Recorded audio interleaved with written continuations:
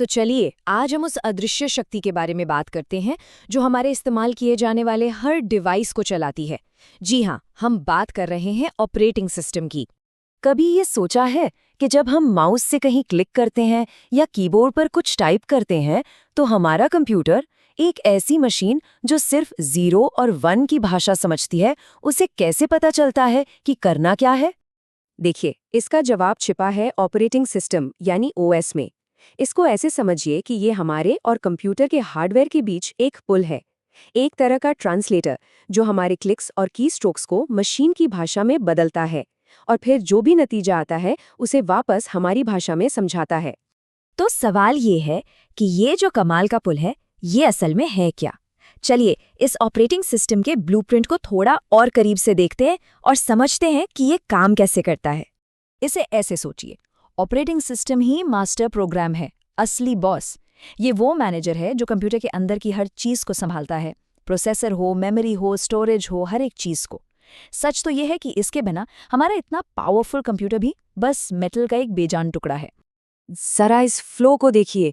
हमने किसी एप्लीकेशन को कोई कमांड दिया, ओएस तुरंत उसे पकड़ता है, हार्डवेयर के लिए उसका अनुवाद करता है और फिर नतीजा वापस भेज देता है, और ये सब पलक झपकते ही हो जाता है। और यहीं से पता चलता है कि ओएस असल में कितना ज़रूरी है। ये वो कोर है, वो बुनियाद जो सीधे हार्डवेयर के ऊपर होती है। हम जो भी दूसरा ऐप इस्तेमाल करते हैं, चाहे वो गेम्स हों या वर्ड प्रोसेसर, सब कुछ इसी नींव के ऊपर बनाया जाता है।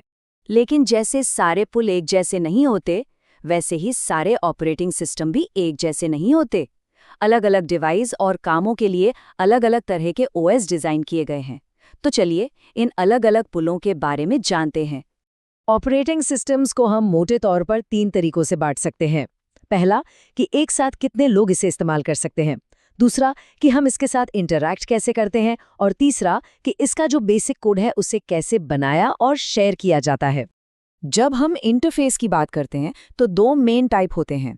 एक है ग्राफिकल यूजर इंटरफेस यानी GUI, जिसमें हम आइकन और मेन्यू पर क्लिक करते हैं, जैसे कि विंडोज़ या मैकओएस में। और दूसरा है कैरेक्टर यूजर इंटरफेस या CUI, जिसमें कमांड्स टाइप किए जाते हैं, जैसा कि पुराने MS-DOS में होता था। और फिर आता है डेवलपमेंट मॉडल। लिनक्स जैसे जो ओपन सोर्स सिस्टम है, उनका कोड सबके लिए खुला होता है, कोई भी उसे देख सकता है और बदल सकता है। ये एक तरह से कम्युनिटी चलाती है। वहीं विंडोज़ या iOS जैसे जो क्लोज्ड सोर्स सिस्टम है, उनका कोड प्राइवेट होता है, जिसे बनाने वाली कंपनी ही कंट्रोल करती है। अच्छा, अब जब हम बेसिक बातें समझ गए हैं तो चलिए जरा समय में पीछे चलते हैं और उन कुछ सबसे मशहूर ऑपरेटिंग सिस्टम्स को देखते हैं जिन्होंने हमारी आज की डिजिटल दुनिया को बनाया है। हमारा यह सफ़र 1960 के दशक में यूनिक्स के साथ शुरू होता है। फिर हम 80 के दशक में MS-DOS के साथ पर्सनल कंप्यूटिंग का दौर देखते हैं। फिर उसी दशक के बीच में विंडोज़ अपने ग्राफिकल इंटरफेस से सब कुछ बदल देता है। और आखिर में 90s के दशक में लाइनक्स ओपन सोर्स मूवमेंट की शुरुआत करता है। 1969 में आया यूनिक्स सच में एक गेम चेंजर था। ये मल्टी यूज़र और मल्टीटास्किंग दोनों को संभाल सकता था, और इसे C जैसी हाई लेवल भाषा में लिखा गया था, जिसने इसे बहुत ज़्यादा शक्तिशाली और लचीला बना दिया। आज के कई मॉडर्न ऑपरेटिंग सिस्टम इसी की नींव पर बने हैं। फिर आया 1981 और MS-DOS। हाँ, ये एक simple single user command line system था, लेकिन इसने पर्सनल कंप्यूटिंग को लाखों घरों तक पहुंचाकर पूरी दुनिया को बदल दिया। और फिर 1985 में माइक्रोसॉफ्ट ने विंडोज़ लॉन्च किया, अपने ग्राफिकल यूजर इंटरफेस यानी आइकॉन, मेन्यू और एक माउस के साथ। इसने कंप्यूटर को एक डरावनी मशीन से एक दोस्ताना मशीन बना दिया। इसने हमेशा के लिए बदल दिया कि हम टेक्नोलॉजी से कैसे जुड़ते हैं। 1991 में लाइनस टॉरवाल्ड्स ने लिनक्स बनाया, जो ओपन सोर्स मूवमेंट का एक प्रतीक बन गया। इसकी असली ताकत जानते हैं क्या है? इसकी ग्लोबल कम्युनिटी, जो इसे लगातार बेहतर और सुरक्षित बनाने के लिए मिलकर काम करती है। चलिए अब डेस्कटॉप से आगे बढ़ते हैं और उन ऑपरेटिंग सिस्टम्स पर ध्यान देते हैं जिन्हें हम हर दिन अपनी जेब में लेकर घूमते हैं। आज मोबाइल की दुनिया पर 2 बड़े नामों का राज है।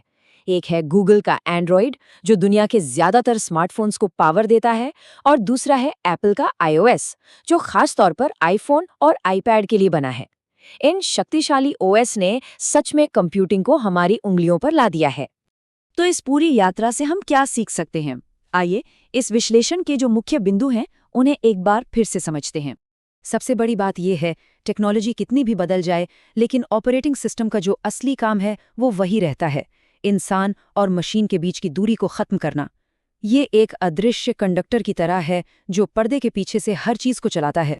तो 3 मुख्य बातें हैं जो हमें याद रखनी है। पहली, ओएस एक अदृश्य लेकिन सबसे जरूरी ऑपरेटर है। दूसरी, ये लगातार विकसित हो रहा है, कमांड लाइन से टच स्क्रीन तक और अब उससे भी आगे। और आखिर में इसकी विविधता, ओपन सोर्स की आज़ादी से लेकर क्लोज्ड सोर्स की सिक्योरिटी तक, हर जरूरत के लिए एक ओएस मौजूद है। और जाते जाते एक सवाल छोड़कर जा रहा हूं, जैसे जैसे आर्टिफिशियल इंटेलिजेंस और क्वांटम कंप्यूटिंग जैसी टेक्नोलॉजीज आगे बढ़ रही हैं, हमें इंसानों और मशीनों के बीच किस तरह के नए पुल बनाने की जरूरत पड़ेगी? इस पर सोचिएगा जरूर। हमारे साथ जुड़ने के लिए धन्यवाद।